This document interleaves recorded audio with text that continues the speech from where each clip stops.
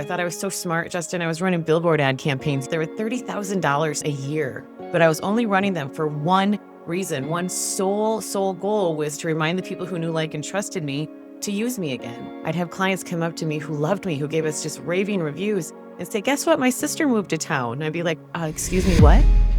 Welcome to the Built on Referrals podcast. I'm Justin Stoddart. I come from a very entrepreneurial background. Parents both were successful business owners.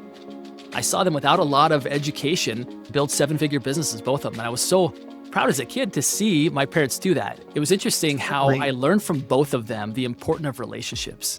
Both of them. My mom would often joke, she'd say, when I was in high school, I would always get in trouble for talking in the halls. When I got to be an adult, I realized that all the money I ever made was because I learned how to talk in the halls. I learned how to make friends.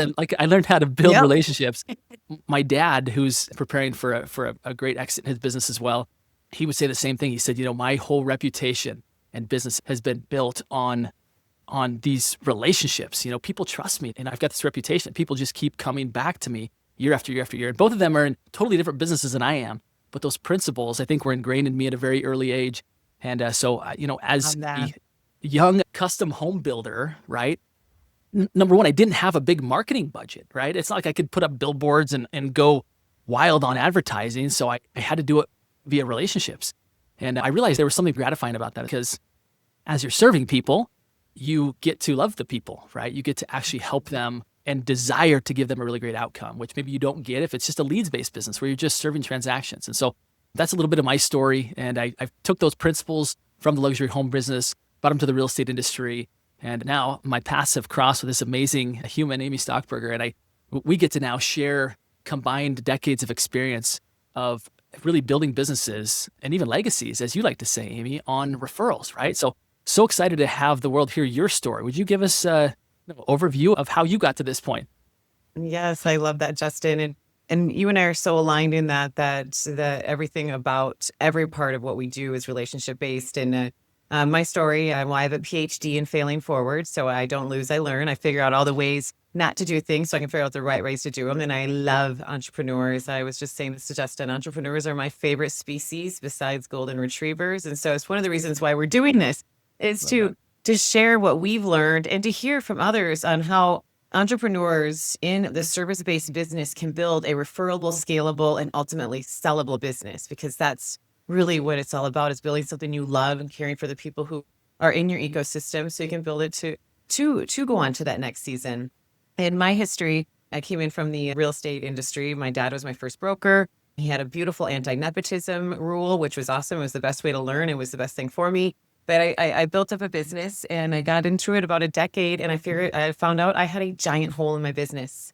I loved our clients. We were very system centric. We were taking such great care of them. And we thought that, we were doing the right things. I thought I was doing exactly the right thing because I knew that it cost more money to acquire a new client than it did to keep a client for life. So I thought I was so smart, Justin. I was running Billboard ad campaigns. You mentioned it. But I was building them for they were $30,000 some a year. But I was only running them for one reason. One sole goal was to remind the people who knew, like, and trusted me to use me again.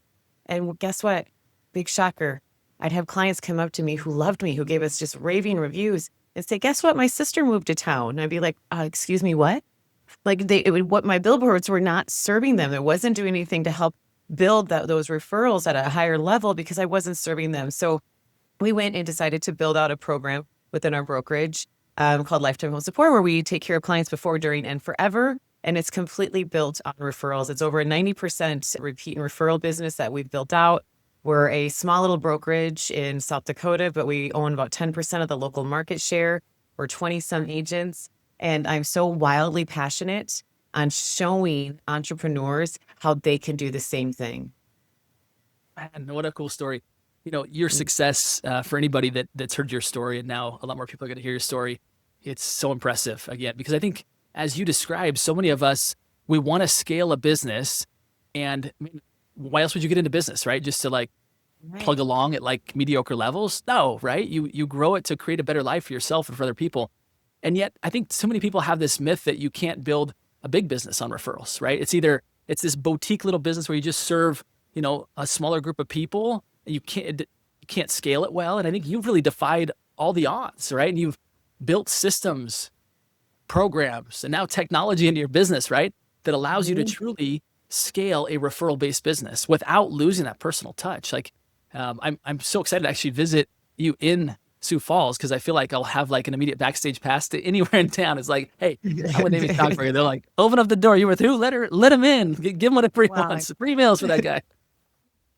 Well, So I think it's right now too, Justin, and I think we need to talk about your book too. I want to share that with everybody so they know, because there's a little bit more to your story about building the referrals with the people who are serving the same client. And I think that's something that's also missed, is that a lot of businesses serve the same avatar, the same ideal client profile, and there's so much power in building together to serve it to create an all inclusive value. So in my industry, in real estate, we have a system and strategy for every step of the home buying and selling process, before, during, and forever, because we don't have past clients. Past clients are a dirty word in our office. Like, we only have forever clients. And that allows us to, especially in the day and age we're in, really hone in to the H to H, the human to human strategies that entrepreneurs, I feel, really need to harness in order to grow a big, beautiful, juicy legacy that can give them financial and time freedom to do the things and enjoy this beautiful life that we have, and serve at a higher level. We call it a foundation of serve, serve, serve, sell. And when you do that, oh my gosh, it's so much more fun anyway. So much so more much fun. is. And I don't know if you've mentioned this already, but the term servrepreneur, when I first heard you say that, in fact, just as some background, the way Amy and I met is that she was on podcasts that I had before this called Think Bigger Real Estate. And I had on it everything she said. I'm like, oh my goodness, like we share a brain. And so it's so fun. And that was one of the words where I was like, oh my goodness, servrepreneur, that is beautiful, right? Because it's that entrepreneur, right? That species that you love so much. But ingrained in that is someone who has the DNA to serve, right? That like Right. isn't there to get, they're there to give. One of the core values that we really look for in business are people who are givers, right? There's a great book, if anybody hasn't read it, I'll give you the quick synopsis, but it's called Give and Take. And in this book, it talks about there are people who are takers, like 20% of the population are takers, meaning they just show up to say, what can I get, right? 20% of the population are givers. In other words, it's like, what can I give? And that middle percent is kind of like the traders, like you give me, I'll give you, right? And we're going to keep it pretty equal there. And I think I aspire to be a true giver, right? And I think and what's interesting though, I'll share this because I think this relates to being built on referrals, which is that the people who are the most successful and the least successful are actually givers. You'd be like, wait a minute, Right. least successful? It's because people who are givers, who surround themselves with takers, end up getting taken advantage of. Think about the mom who gives everything to, right, these kids that keep coming back and just taking advantage of her. Like she just gives and gives and gives. But if you're wise enough to, as a giver, to surround yourself with other givers, which that's what I feel like I've done with Amy and Ditto. crew, is that now all of a sudden there's this immense catalyst forward because both are trying to give, right? And I think for anybody that is listening to the show saying, should I continue to tune into this? Like, are these my people? I would just ask yourself the question, do you typically show up saying, what can I give? And yet you don't want to be taken advantage of in that regard, right? You want to be somebody who surrounds yourself with that kind of people. Because that's really, Amy, what I've seen you build in Sioux Falls, right? Are these professionals from many different industries who are exactly that. They're givers. They want to show up and they want to give, right? And that maybe will lead to what you had asked, which is for me to just Yeah. talk about the book, the Upstream model, right? Yes, And that's do. one of the things that I realized as a professional, again, luxury home builder, right? That was my background. And I realized that my personal sphere at the age of 25, right, was only so big. And most of those people, in fact, none of them were building $1 million homes at that point, right? And so leaning on them to get referrals wasn't going to work. And I was thinking, well, I don't have the funds, nor do I want to be trying to advertise my way into these networks. So I realized that there was a way for me to build a referral-based business that wasn't just reliant upon the consumer, right? It wasn't just reliant upon the customers that I served, but it was connecting with the other professionals in the community who served people. Ideally, they were just upstream from me. In other words, they were serving the clients just before those clients needed me.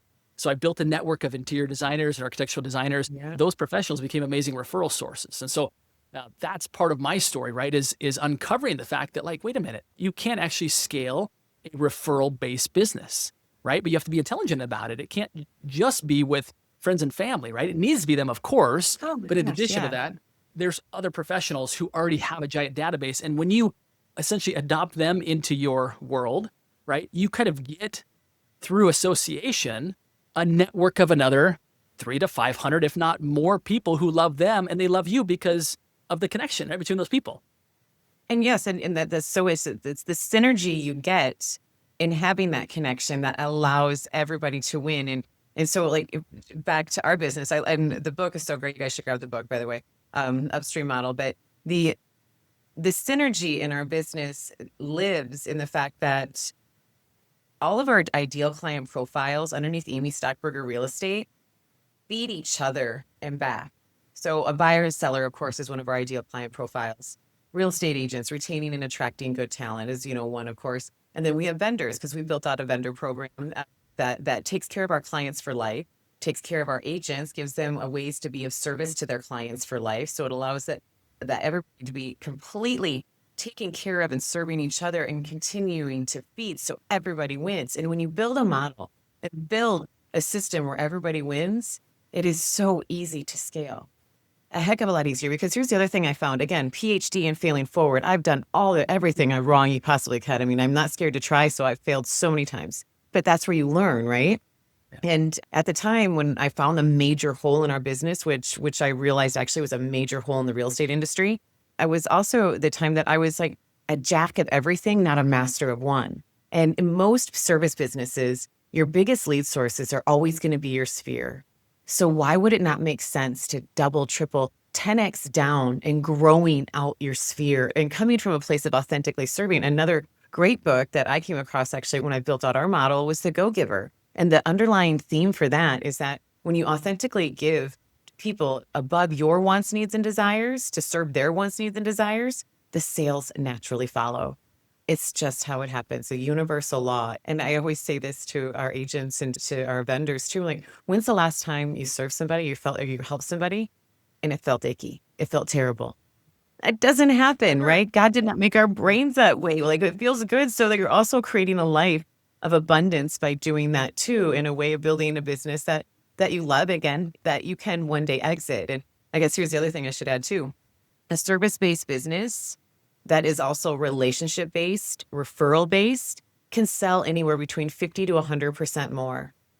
Like, listen to that, entrepreneurs. And we want you to be servrepreneurs. And think what that would do for so many industries if we took the entrepreneur out of it and we added in the servrepreneur, and we allowed people to start building businesses that were not transactional, but transformational. That is where the beauty lies.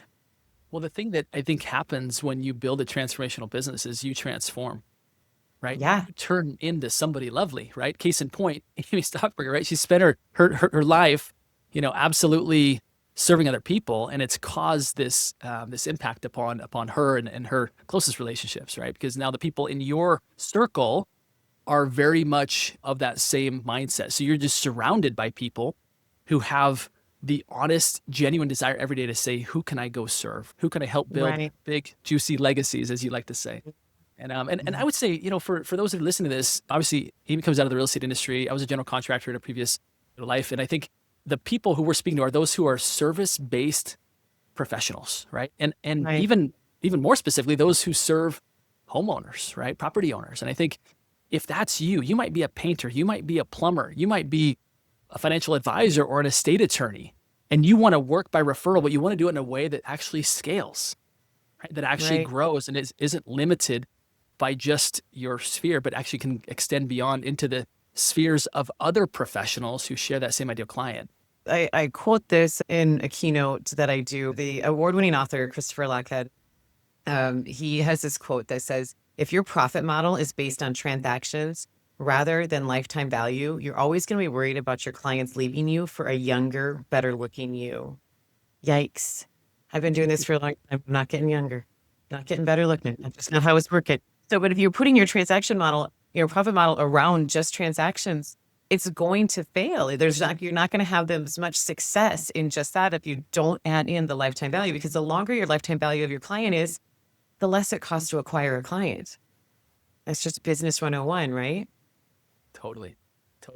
And again, it creates this ripple effect of of happy lives, both for us who do this Totally. way, as well as for the people that we get to serve, because they realize this professional on the other side of the table actually genuinely cares about me, actually wants what's good for Right. me.